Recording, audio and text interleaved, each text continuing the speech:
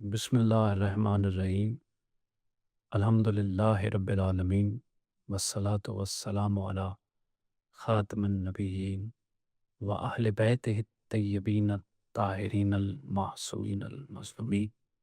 ولعن اللہ علی اعدائہم اجمعین۔ خدا بند تعال آپ نے کلام ذی شان ارشاد فرما رہا، لا یملکون الشفاعۃ الا من اتخذ عند الرحمن عہدا۔ شہنشاہ فرما رہا کہ کوئی بھی شفاعت کا اختیار نہیں رکھتا الا من اتخذ عند الرحمن عہدا، سوائے اس شخص تے جس رحمان نال عہد کیتیا۔ یقیناً کو خاص الخاص ہے جڑا اس پاک ذات نال عہد وچ ہے، معاہدے وچ ہے، تا دم مرگ ای سراغ نہ ملیا کہ ای ذی وقار کور ہے اگر اہل بیت دا پاک در نہ ہویا۔ جس وقت دہلیز پنجتن تے سجدہ کناں ہویا، آواز معصوم آئی کہ خدا اگر چاہے نیکوکار لوگاں صالحین اٹھا کے جہنم برد کر دے، قادر مطلق ہے اس تے اس فعل تک کوئی روک نہیں سکتا۔ ہاں جس ویلے جہنم میں سٹ چھوڑے، جہنم ڈھان تو پہلے اگر حسین انہاں لوگاں اٹھا کے بہشت وچ رکھ دے، خدا منع نہ کرے سی، کیونکہ حسین وہ ہے جس رحمان کولو عہد کیتے ہیں۔ جس وقت یہ بات واضح ہو گئی پھر اس حقیقت ہے سمجھنا آسان ہو گیا کہ حق کی شفاعت دراصل کس ذات کو ہے۔ اس بابت ایک اور بات ہے، عصر عاشور زیر خنجر جس وقت قاتل متحیر ہویا، متوجہ ہویا کہ حسین زیر لب کچھ پڑھ رہے ہیں، کیا کسی نصرت است بلا رہے ہیں؟ جس وقت قریب ہویا تو سنیا بادشاہ فرما رہے کہ اے میرا رب، میں اپنا عہد پورا کر چھوڑیا، ہن تو بھی اپنے عہد پورا کر۔ گویا کہ اسی عہد شفاعت دی بات ہو رہی، اور اس شفاعت دا تاج یقیناً نبیاں دے سلطان دے سر تے، لیکن عہد حسین ابن علی کے تا۔ لوگاں محمد و حسین وچ فرق سمجھیا، جبکہ اس غلط فہمی ہے پاک نبیاں دے سلطان دور کیتا ہے، حسین منی و انا من الحسین۔ رسول دے سر تے تاج شفاعت انجی ہے جو حسین دے سر تے تاج ہے، اور حسین دا کیتیا عہد انجی ہے جو پاک محمد مصطفیٰ دا کیتیا۔ بات اسی گھر دے اندر ہے۔ کچھ لوگ سمجھن کہ شفاعت گناہ گاراں دے گناہ دی بخشش اور انہاں دی اس پاک بارگاہ وچ سفارش دا نام ہے، جبکہ مکمل بات یہ ہے کہ شفاعت صرف گناہ گاراں واسطے نہیں، نیکوکاراں صالحین حتیٰ کہ کچھ معصوم ہستیاں بھی شفاعت درکار ہے۔ اور شفاعت کے لغوی معنی کسی نال ملا دینا، یعنی کسی گروہ نال جوڑ دینا، گویا کسی سائل دے سر تے ہاتھ رکھ کے ای آکھنا کہ ای ساڈا اسے شفاعت آدن۔ اس گفتگو ہے فلسفہ شفاعت ہے مزید ایک واقعے نال سمجھا بن سکدا، اور یہ بھی ساڈے ادراک وچ آ سکدا کہ حق شفاعت رکھنا والے اتنے کریم ہیں لیکن ان کسی دی شفاعت وچ برائے راست شامل نہیں ہوندے، حتیٰ کہ کائنات وچ افضل ترین ہستیاں جڑے کہ انبیاء انہاں بھی شفاعت درکار ہے۔ انہاں دی شفاعت کور کرے سی؟ آیا او کرے سی جس تے سر تے شفاعت دا تاج خدا رکھیا، یعنی نبیاں دا سردار، یا او جس رحمان کولو شفاعت دا وعدہ گدیا؟ معصوم دی پاک زبان بیان فرما رہی ہے کہ بروز محشر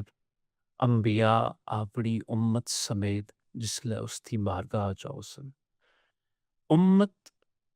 جس وقت آپ مشاہدہ کرے سی کہ دردناک عذاب ہے اس کام دا جڑا ان کر چکے، لہٰذا وہ موقف رکھ سی، اے میرا مالک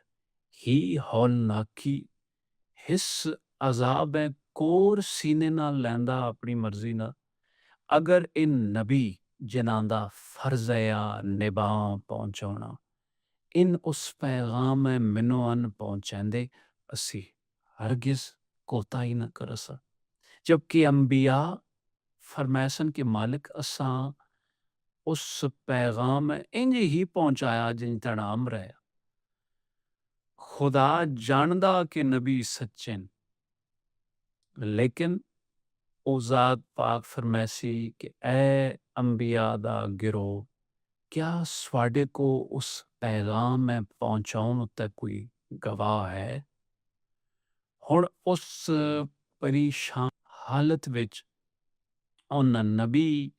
نوح و ابراہیم دی قیادت وچ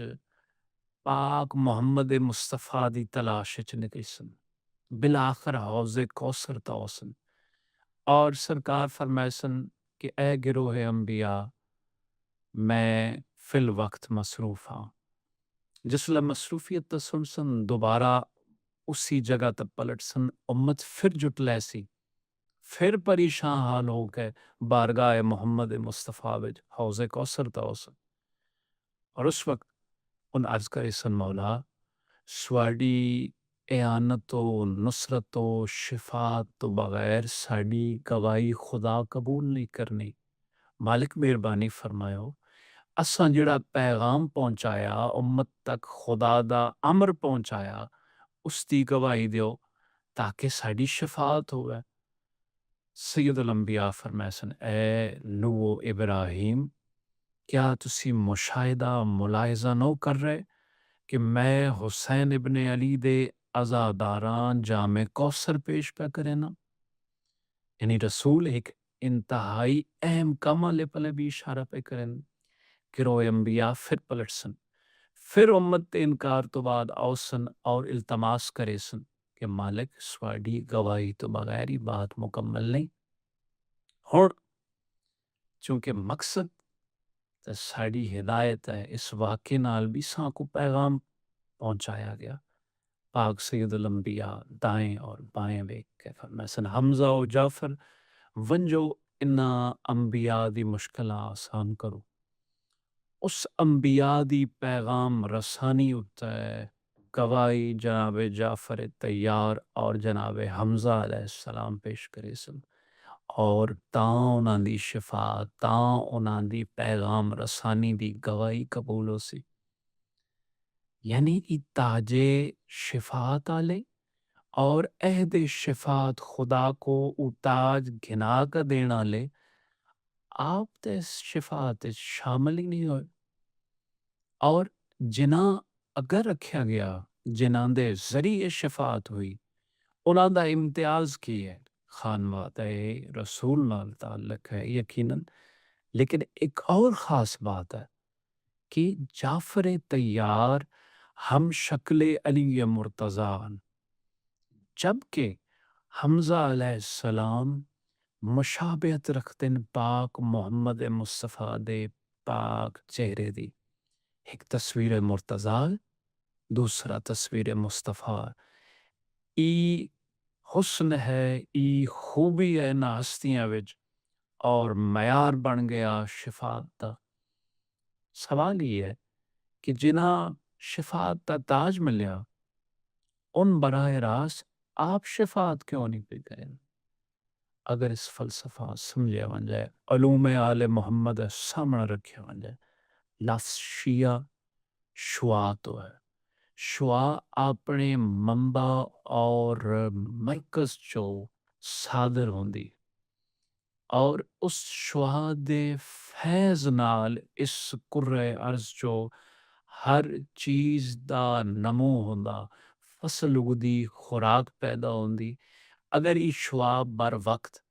ایک موزوں درجہ حرارت فراہم نہ کرے، زندگی ممکن نہیں۔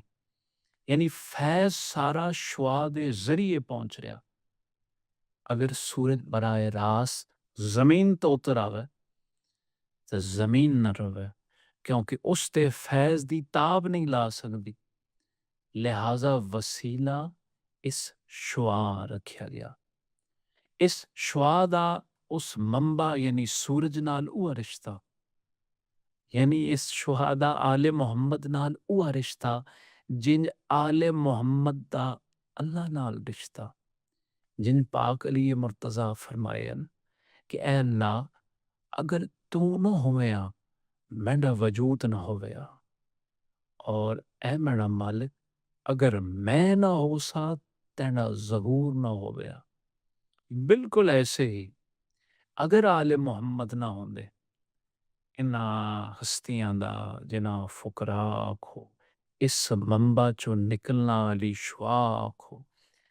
اگر آل محمد نہ ہوندے انہاں دا وجود نہ ہویا، اگر ان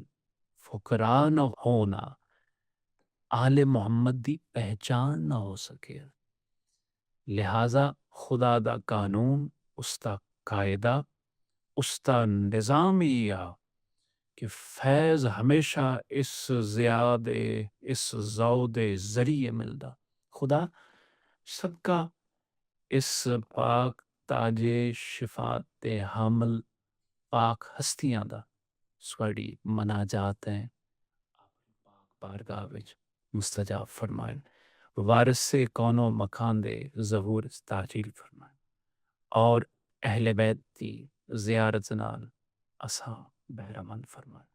اللہم صلی علی محمد و آل محمد۔